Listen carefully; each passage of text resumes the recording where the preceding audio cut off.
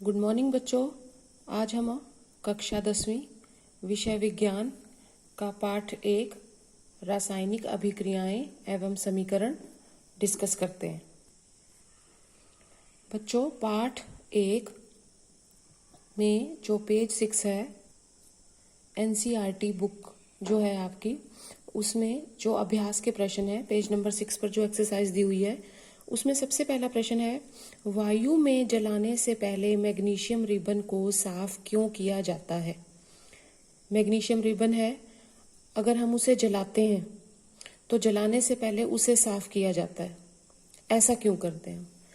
अब मैग्नीशियम जो है उसका सूत्र आपको पता होगा, क्या होता है मैग्नीशियम का? Mg है सूत्र। ये अभिक्रिया कर लेता है जो वायु में उपस्थित होती है ऑक्सीजन, और क्या बना लेता है?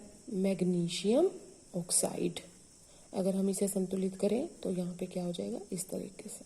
ठीक है, तो जो मैग्नीशियम धातु है वो वायु में जो उपस्थित है ऑक्सीजन, उससे अभिक्रिया करके मैग्नीशियम ऑक्साइड बना लेती है। अब ये जो मैग्नीशियम ऑक्साइड है, ये मैग्नीशियम रिबन के ऊपर चिपक जाता है।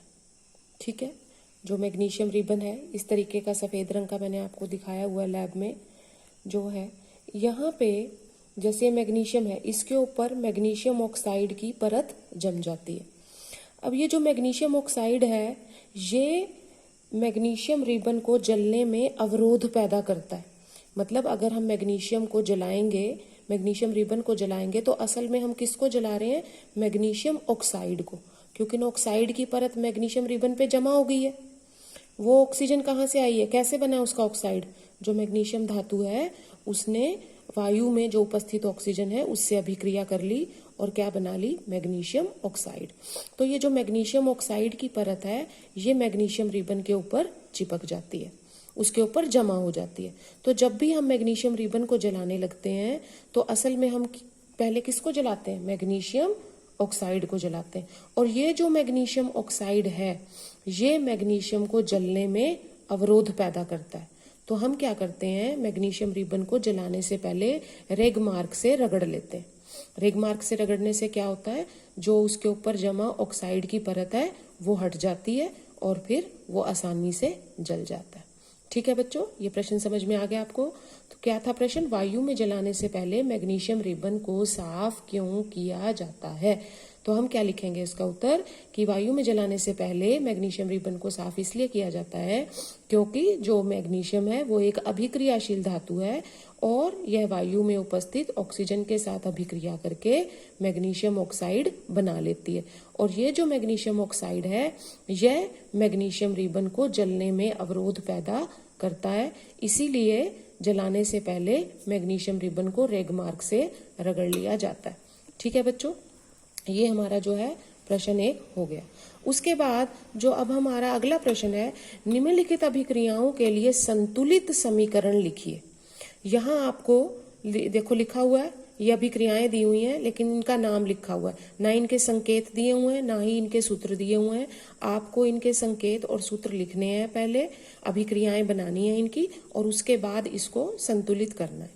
ठीक है बेटा, तो संतुलित तो बाद में होगा, लेकिन पहले आपको यहाँ पे ये जो दिए हुए हैं, जैसे हाइड्रोजन है, क्लोरीन है, हाइड्रोजन क्लोराइड, इनके पहले संकेत या इनके सूत्र आने चाहिए आपको। ठीक है, उसके बाद संतुलित तो ये आसानी से हो जाएंगे, कोई दिक्कत नहीं है। जैसे हाइड्रोजन है, अब हाइड्रोजन को हम यहाँ क्या लिखेंगे? H2। ठीक है, हाइड्रोजन ये जो तत्व है, हाइड्रोजन तत्व है जिसकी परमाणु संख्या कितनी होती है? 1 होती है। शाबाश। ठीक है, और हाइड्रोजन के साथ फिर हम क्या लिखेंगे इसमें? क्लोरीन। क्लोरीन का क्या सूत्र है? Cl2। ठीक है, ये जो तीर का निशान यहाँ लगा हुआ है, इसको हम क्या बोलते हैं? क्या है ये? तीर का निशान का मतलब क्या है? Gives out. और यहाँ पे ये हाइड्रोजन क्लोराइड, इसको क्या लिखेंगे हम? HCl। ठीक है, तो ये जो है H2 यानी हाइड्रोजन और Cl2 यानी क्लोरीन। अब हाइड्रोजन और क्लोरीन आपस में जब मिल रहे हैं, यानी ये दोनों क्या हैं? अभिकारक हैं। जो तीर के निशान से पहले लिखे जाते हैं, जमा का निशान है यहाँ, ये दोनों क्या हैं? यहाँ पे अभिकारक है। और ये क्या है यहाँ पे, ये क्या बन गया है, उत्पाद बन गया। यानी HCl क्या है, इसमें उत्पाद है। और ये जो दोनों हैं H2 और Cl2 यानी हाइड्रोजन और क्लोरीन, ये दोनों ही क्या हैं, अभिकारक। ठीक है, तो अभिकारक आपस में मिल जाते हैं, अभिक्रिया करते हैं और क्या बना देते हैं, उत्पाद बनाते हैं। ठीक है, तो यहाँ पे H2 + Cl2 gives out HCl। अब ये जो अभिक्रिया हमने लिखी है, रासायनिक अभिक्रिया है। ठीक है, तो रासायनिक अभिक्रिया क्या है वैसे, किसे कहते हैं रासायनिक अभिक्रिया? जब भी कोई तत्व या यौगिक को हम संकेत या सूत्रों के माध्यम से जो भी अभिक्रिया हो रही है उसको प्रदर्शित करते हैं, तो वह अभिक्रिया क्या कहलाती है, रासायनिक अभिक्रिया। समझ गए बात? किसी भी अभिक्रिया को जब हम तत्वों या यौगिकों के संकेतों या सूत्रों, जैसे जो तत्व होगा उसका क्या आएगा, संकेत। ठीक है, जैसे हाइड्रोजन था यहाँ, तो हाइड्रोजन का हमने संकेत क्या लिख लिया, H2। ठीक है, क्लोरीन था, क्लोरीन का क्या लिखा हमने, Cl2।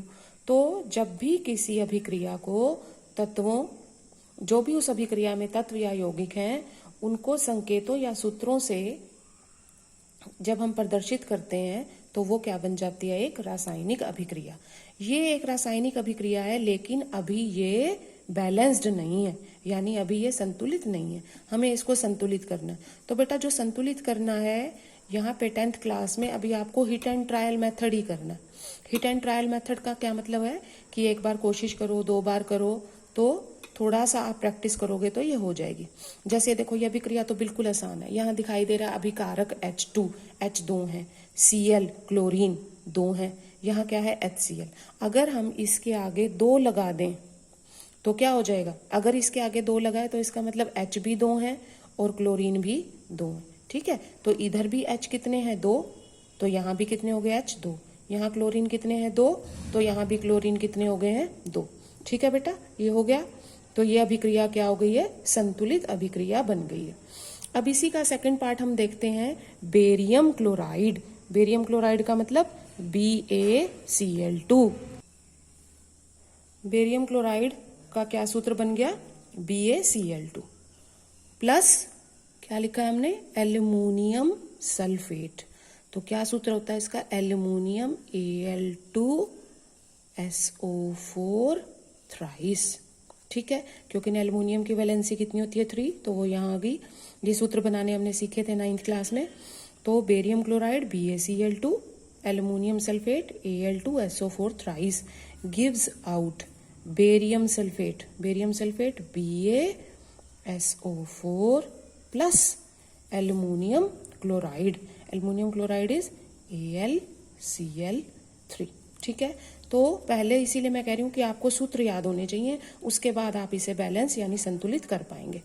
तो बेरियम क्लोराइड का क्या है, BaCl2, aluminium sulphate Al2SO4 thrice gives out barium sulphate BaSO4 plus aluminium chloride AlCl3। ठीक है, तो ये हो गए इनके सूत्र। अब क्या करना है, हमें इस अभिक्रिया को संतुलित करना है। ठीक है, अब जैसे यहाँ पे ये देखो SO4 कितना है, थ्राइस यानी 3 है। अब यहाँ पे हमारा SO4 कितना है, बस एक ही बार है, यहाँ कुछ नहीं लिखा है ना, इसका मतलब Ba भी 1 है और SO4 भी, ये अगर हम इसे इकट्ठा माने तो ये क्या है, 1 है। अगर हम इसके आगे 3 लगा दें तो SO4 3 है यहाँ, तो यहाँ भी SO4 कितने हो गए, 3 हो गए। अब देखो यहाँ एल्युमिनियम Al2, यहाँ पे Al के आगे कुछ नहीं है तो हम क्या लगा सकते हैं, यहाँ 2। अब क्या रह गया बैलेंस होना, यहाँ पे Ba कितने थे, 3, तो यहाँ भी कितना लगा देते हैं, 3। अब क्लोरीन कितना हो गया, ये और ये क्या होते हैं, गुणा होते हैं। ये जो आगे लगा 3 और Cl के नीचे यहाँ क्या 2, तो इसका मतलब क्लोरीन कितने हैं, यहाँ 6। इस तरफ कितने हैं, यहाँ पे 3 है और ये क्या है, 2, तो ये भी कितने हो गए, 6। तो अब ये जो अभिक्रिया हो गई है संतुलित हो गई है, क्योंकि इस तरफ तत्वों की संख्या और इस तरफ तत्वों की संख्या बराबर हो गई है। ठीक है, क्या है ये, BaCl2, देखो 3 Ba इस तरफ है, यहाँ भी 3 Ba हैं। क्लोरीन कितने हैं, 3 दूनी 6, तो यहाँ भी कितने हैं, 3 दूनी 6। एल्युमिनियम कितने हो गए, 2, तो इस तरफ भी कितने हैं, 2। SO4 सल्फेट कितने हैं, 3, तो यहाँ भी कितने हैं, ये 3। तो यह अभिक्रिया है संतुलित हो गई। ठीक है बेटा। नेक्स्ट जो है, इसमें जो तीसरा भाग है इसका सोडियम। सोडियम का क्या सूत्र है? Na प्लस जल। जल का सूत्र तो सबको आता है, क्या है? H2O gives out sodium hydroxide. Sodium hydroxide का मतलब NaOH प्लस हाइड्रोजन। हाइड्रोजन क्या होगी यहाँ पे अब? H2। सिंपल H नहीं लिखेंगे, क्या लिखेंगे? H2। सोडियम हो गया। अब इस अभिक्रिया को चेक करते हैं कैसे। यहाँ पे सोडियम क्या है? NaH2O। यहाँ एक Na है, यहाँ भी क्या हो गया? एक Na आ गया, ठीक है। हाइड्रोजन इस तरफ कितने हैं? 2। यहाँ पे कितने हैं? 2 ये हो गए और एक ये हो गया 3। अब 3 है, इस तरफ 3 नहीं कर सकते, हम क्या करते हैं? 4 करने की कोशिश करते हैं। अगर हम इसके आगे 2 लगा दें तो क्या हो जाएगा? 2 Na, तो यहाँ भी हमें 2 लगाना पड़ेगा, ठीक है। 2 Na हो गया, 2 Na। हाइड्रोजन कितने हैं इस तरफ? 2, और यहाँ हाइड्रोजन कितने हैं? 2 ये और 2 ये, कितने हो गए? 4। तो यहाँ पे 4 कैसे होंगे अगर हम यहाँ पे क्या लगा दें? 2, ठीक है। अब ऑक्सीजन देखो, यहाँ ऑक्सीजन कितनी है? 2, और यहाँ भी कितनी है? 2। तो इसका मतलब ये अभिक्रिया क्या हो गई है? संतुलित हो गई है, ठीक है बेटा। जब भी किसी अभिक्रिया में जो तत्व हैं उनके परमाणुओं की संख्या तीर के इस तरफ, यानी कि अगर हम इसे लेफ्ट हैंड कहें, लेफ्ट हैंड साइड पे और इधर राइट हैंड साइड पे, दोबारा सुन लो, अगर किसी भी अभिक्रिया में तत्व जो हैं आपके, उनके परमाणुओं की संख्या तीर के दोनों तरफ यानी लेफ्ट साइड पे और राइट साइड पे बराबर नहीं है तो वह अभिक्रिया संतुलित नहीं होती, ठीक है। तो हमें उस अभिक्रिया को संतुलित करना पड़ता है, ठीक है। तो पहले आप इन सब के सूत्र याद कर लेंगे और फिर जब इनको बैलेंस करेंगे तो बिल्कुल आसानी होगी आपको, ठीक है बेटा। आप इसे समझ लें, कॉपी पे उतार लें, कोई दिक्कत हो तो पूछ सकते हैं।